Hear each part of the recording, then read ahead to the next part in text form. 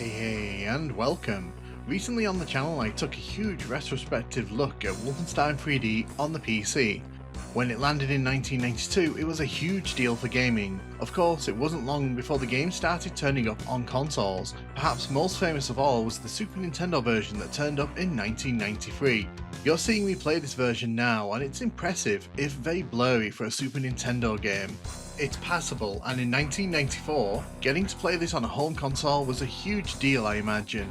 But the thing is, once Doom released in late 1993, Wolfenstein 3D disappeared into the background a little bit.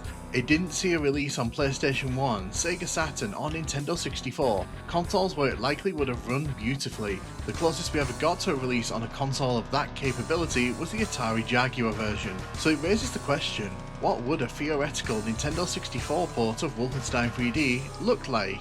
Well, the good news is that we can actually see how things might have worked out. There are two versions of Wolfenstein 3D that have been released for Nintendo 64 over the years.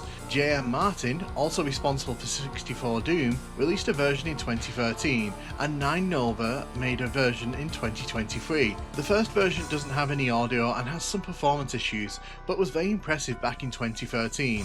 For this reason, I'll be taking a look at the 2023 version, and I'll be running it on real Nintendo 64 hardware, just to see how it would have run on the console theoretically. If you want to give this a try yourself, I put a link to the page in the description of this video. Please do not ask me to provide you with the ROM because, you know, Nintendo don't like that kind of thing. Once you've got the ROM sorted out, it's actually not that difficult to load it onto your EverDrive and get things going. Now what you're seeing here is the unedited footage. This will give you an idea of the load times that you'll encounter when you're playing this. And as you can hear, the music is present from the PC version. It's actually a good rendition of it. One thing to note though is that as we kind of head into the demo here, once the demo starts, I wasn't actually able to get out of it. So I basically had to wait for the demo to end before I could get back to the main menu, but this gives you a very quick idea of how things are going to run. Now here you can see the main menu, all the things that you'd expect to hear. We even get some cheats to play around with. I'm going to put the show FPS counter on because I want you to see what the performance is like. You can change the stick sensitivity to sort of match how you want things to be. I personally didn't bother with that. There's actually two control methods. We'll talk about that in a minute.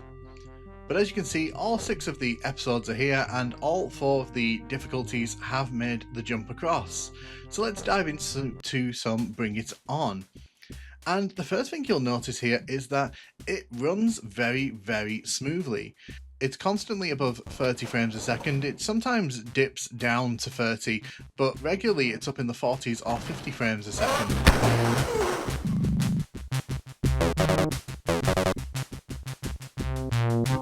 Pick up the health there. You can strafe side to side using the C buttons. It's not the most intuitive way of doing things, but I will say the control scheme in this is actually pretty nice to use. You can use the D-pad or you can use the control stick to directly control. I actually preferred using the control stick in this one. So I'm just moving the control stick forward and back to move forward and back, and then when I want to turn, I'm turning left and right. In 64 Doom, it was a bit fiddly to use that, so I ended up using the D-pad, but here it feels very natural. It's very well implemented, I have to say. I'm just going to stay silent for a second and let you enjoy the sounds of the next room.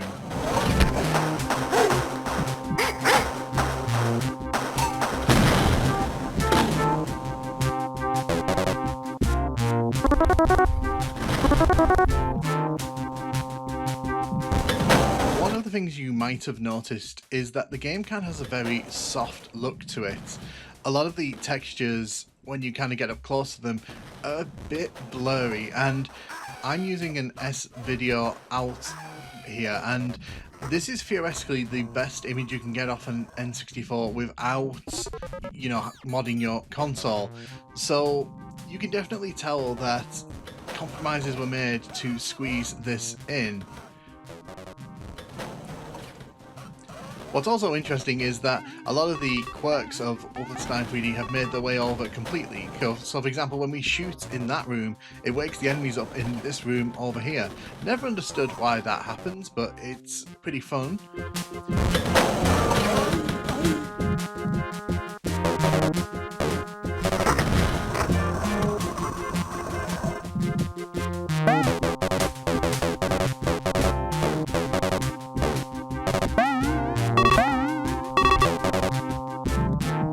mentioned, you can make use of the D-pad. I didn't particularly like using the D-pad. I found it a bit too blocky for my liking, and I feel that the control stick works perfectly here for when you're navigating around. You can see here we're in one of the larger rooms, and it's a very long room, this one, and the frames per second only seems to have gone up, which is really impressive. I think the thing to remember when we're watching this footage is that playing Wolfenstein 3D on a Nintendo 64 was not something that you could actually do, and I think we all kind of knew that Wolfenstein 3D would run really, really well on a Nintendo 64 and probably PlayStation 1 as well, but it never happened. For some reason, id Software never really came back to give this a 64 release, a Super Nintendo release, and I don't really understand why they didn't do that. I feel like Wolfenstein 3D, even by 1996, 1997, I think that there was still enough of a name attachment. It probably would have sold well enough. In particular on PlayStation 1, where I feel that first-person shooter games really took a long time to sort of find their footing on that console. But as you can see, the sounds are all here, the graphics look great. I mean, as long as you don't sort of pay too much attention to the blurriness of them. The objects in the world are here, and the levels are here in full, so it's not like the Super Nintendo version which had the chopped and shortened down levels. It's actually the full fat version of Wolfenstein 3D here. Shooting is very responsive. I'll just let you enjoy the ambience of this level for a little bit.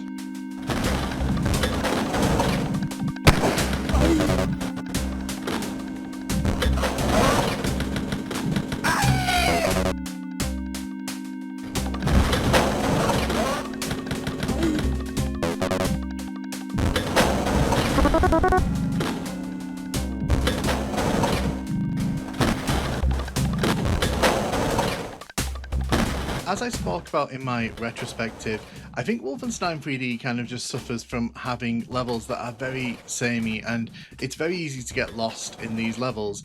And even though I've played a lot of Wolfenstein 3D recently, it sometimes is fun that like there are areas in these levels I didn't find the first time round, and I just feel the urge to go exploring. I also had a good play around with the cheats in the menu, and yes, you can no-clip around the levels if you really don't fancy exploring them fully. You can also turn on God mode if you just want to kind of go through and blast Nazis in the face, so there's a lot of options for you to explore if you do find yourself playing this version. As mentioned, I'm playing this on real hardware, but you can play this on an emulator if you really want to experience what this would have felt like with a Nintendo 64 controller. I just wanted to do some jumping around now, just to kind of show you the different sort of options available to you.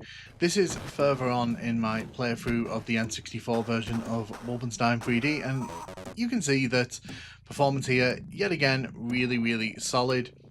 One thing I like as well is that the music has been carried over pretty much untouched.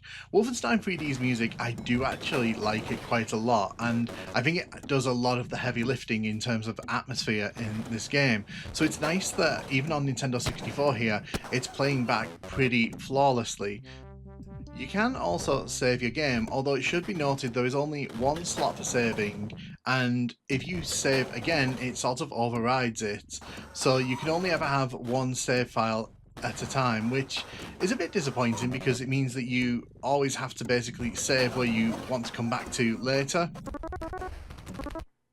And I got killed by the soldier there. This is episode 6. As you can see, it is here in its full glory, even with the outside wall painted there. What I'm going to do now then, I'm going to jump over to Spear of Destiny, because yes, you can play that here as well. The thing about this though is performance is a little more jumpy here. I suspect it's because a lot of the levels are a bit bigger, there's a lot more going on in these levels, so the performance isn't quite as high as it was in the base game. As you can see, it is regularly around the 30 frames a second and even dips underneath sometimes.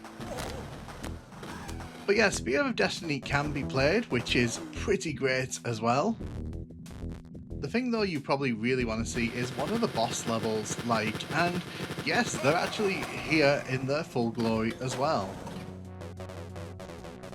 Now, an interesting thing here, and I'm not quite sure if this is something from the PC version that I wasn't aware of, when those enemies shoot their fireballs at you in this version, they aren't slowed down like they are in the PC version. As you'll see here, he's pretty much filling the room with fireballs there. It is pretty terrifying. And yes, you can fight Mecha Hitler in his full glory. As you can see here, I'm running away from him because once he starts shooting at you, he can be pretty terrifying on the higher difficulties. I do wish these guards would go away. Okay, Hitler. Can we defeat Hitler on a Nintendo 64 console? That is the real question. Okay, we've got him out of his mech suit.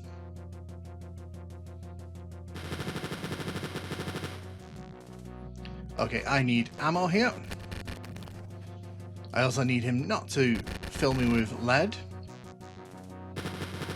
But you can see here, you can navigate these arenas pretty well. I'm using the strafing buttons to full effect here.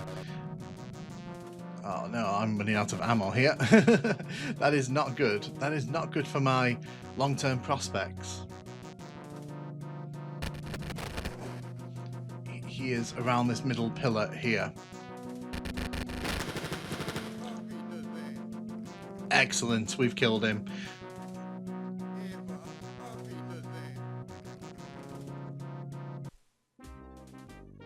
So yeah, that is Wolfenstein on Nintendo 64. If you've ever been curious about how this game would run, be curious no more. Let me know what you think in the comments, and would you have bought this had it released back in the day? Thank you very much for watching.